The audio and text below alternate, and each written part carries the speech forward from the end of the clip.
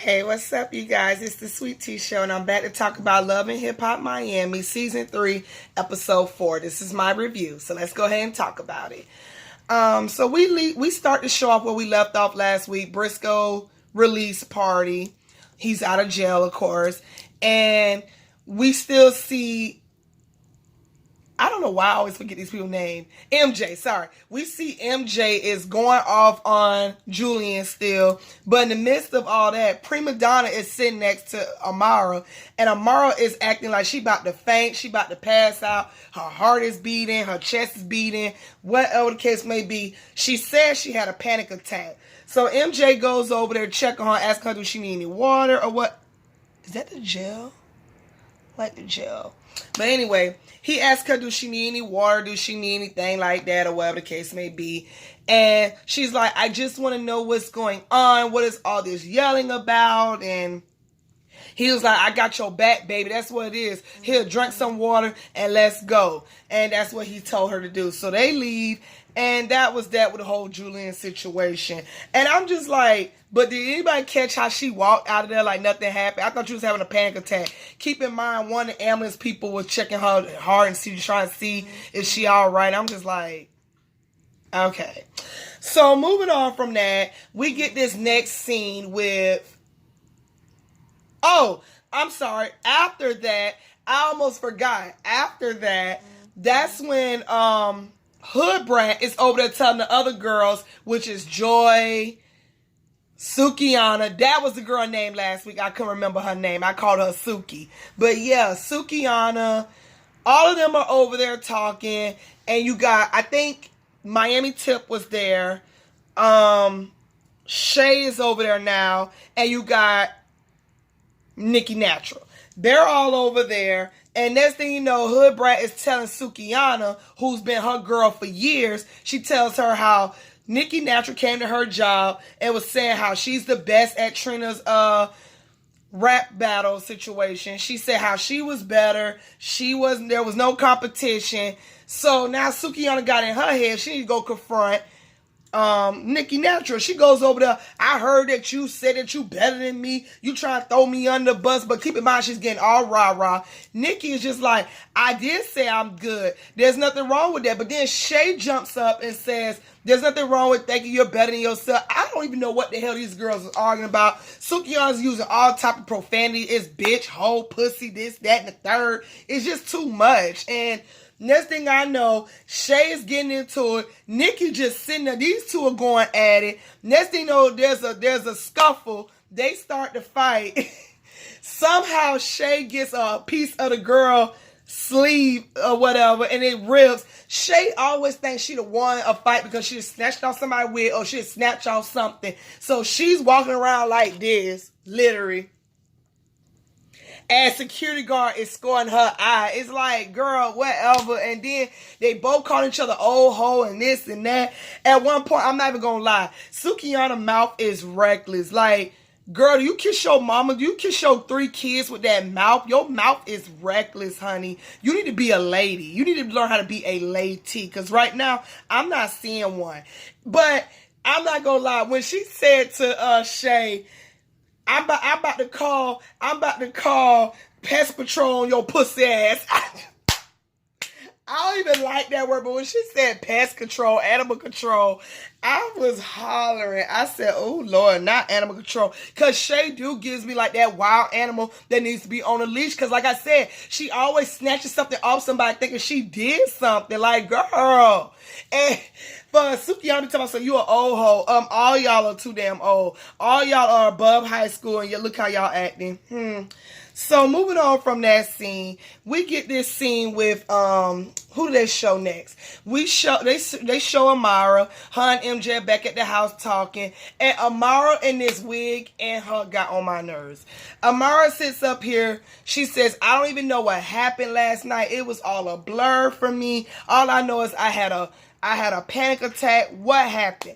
So MJ starts off by apologizing. He said he's sorry things went left, but Julian is very shyster. He's doing some shyster stuff. And you know, you really shouldn't be rolling around with somebody managing you that's out here, we're on the street stealing money. He was like, then you know, I lost it. You know, I feel some type of way that you told me about this time this man crawled in the bed and tried to touch on you when he was drunk.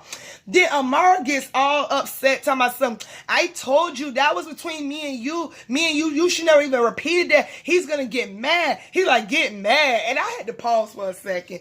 I'm like, Amara, what man is not gonna get mad about that? You are in a relationship, boo-boo. Any man is going to get mad that he finds out that his girl was in a situation like that. I don't know a man that don't. If he don't get mad, then he don't care about you. So the fact that MJ is telling you this, that should be something. Then she sits up here, well, what am I going to do? Because I care about my career, but I care about him too. So he tells her that, you know what? First, we need to go get a lawyer. I don't know what this we stuff is, but okay. He says we need to get a lawyer. We need to get you out of this contract. It's already a done deal. So moving on from that, we get this scene with, who do they show next? We get this scene with Sukihana walking into Trick's restaurant, and she is just loud and ratchet. And like I said, do you kiss your mother or kiss with this mouth? She walked in there just, I don't much remember what she said, but she was out. It was just too much. She meets up with Miami Tip, and Miami Tip is talking to her, and she's all like, hey, girl, you look good, too. Then she asks the waitress, you got a girlfriend? Where's she at? Oh, you cute, though. I want some crabs. I want some mustard greens. I want some shrimps. I want the whole 9 yards. So, did y'all catch the part when Miami Tip had to say please? Because she's just yelling at this man at this point. Just super loud. So Miami Tip says, I want to know what happened the other night at Briscoe Party. So, of course, she was like, I was being very professional. But then she goes on to my son. First of all, Hood Brat tells me that this bitch Nikki Natural was talking about me. So I had to go see what she talking about. So she was better than me and all this stuff. So I had to go see what she was talking about. Next thing I know, as I'm talking to her, old Hood, she was talking about Shay. I don't know what she called Shay. She said Shay jumped in and Shay breath was in her face. She said, did Shay even brush her teeth, brush them mirrors? I was like, oh, Lord. Then she said that they got back and forth. So, you know, I had to fight them. That was that. Then she was also saying how she grew up, she was a bully. So now she's at this point, if anybody want this smoke, they can get this smoke. I'm like, girl. Then she sits up here and says one of them, I'm not even going to use this word again because I don't like that word. But she said one of them no good whores. That's not how she said, but I'm just going to put it that way. She was like, one of them no good whores stole my phone. So she was like, so Miami was like, Shay or Nikki, she said one of them stole my phone. So at this point, I want to see them in the streets. So keep in mind, Miami Tip is managing her, which I don't even know how, because how you gonna manage somebody you ain't even got yourself in? So with that being said, she sits here and asks her. She sits there and asks her, she not even ask her. Miami Tip is just like, look, let me tell you something. We're trying to better ourselves. We're trying to go to the top. You can't go to the top if you keep behaving this way. It's the same old stuff on this show. And you know it goes out one ear and out the other for these women and men. They still gonna fight and act a clown for that damn check. So moving on from that, I also forgot to mention that Miami Tip met up with Prima Donna in the park and they talked. Prima Donna invited her to her party that she's having for her business release of her cookbook, her waist trainer, and her seasoning. And she wanted everybody to wear white.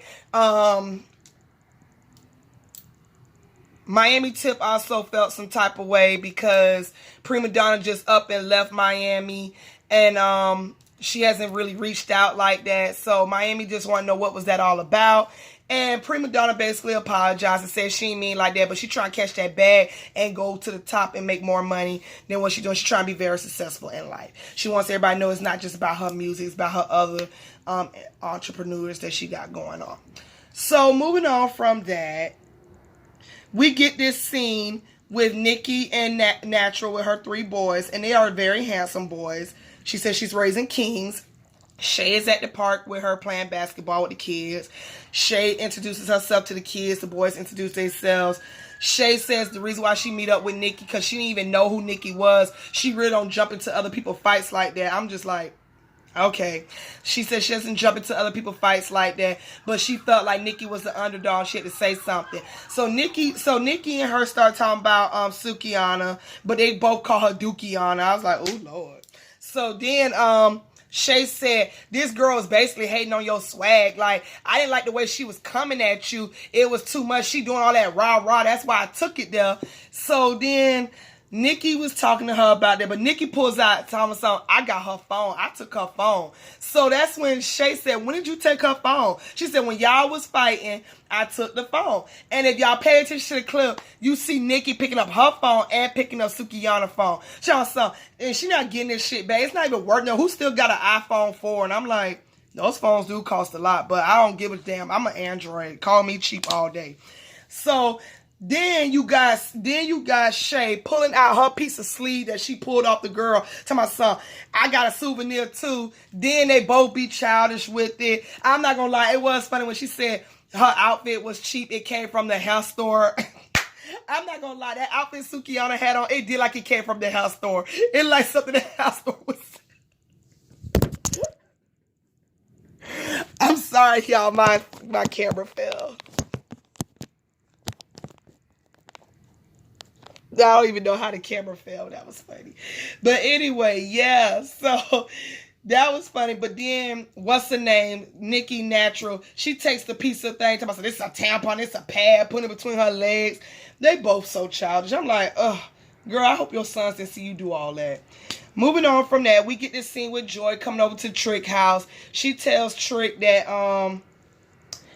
Joy tells Trick that she misunderstood what Briscoe was saying. Briscoe never slept with Nikki Natural. He was like, how's that good news? So she was like, well, maybe y'all can get back together. He says she's social studies. Trick Dad says Nikki is social studies. She history. She old news. It's nothing but problems. Well, he's trying to move on from that. So then Joy sits up here. Well, what kind of woman do you want? He like, look in the mirror. In other words, he wants Joy. Joy was like, well, I never thought that Trick was still in love with me. So I guess he still loves me. That's why we not divorced. Girl, it took you season 3 to realize that we all knew Trick was still in love with you. So Trick tells us he wants her to be happy. But it's a lot of Joys out here, but they ain't that Joy.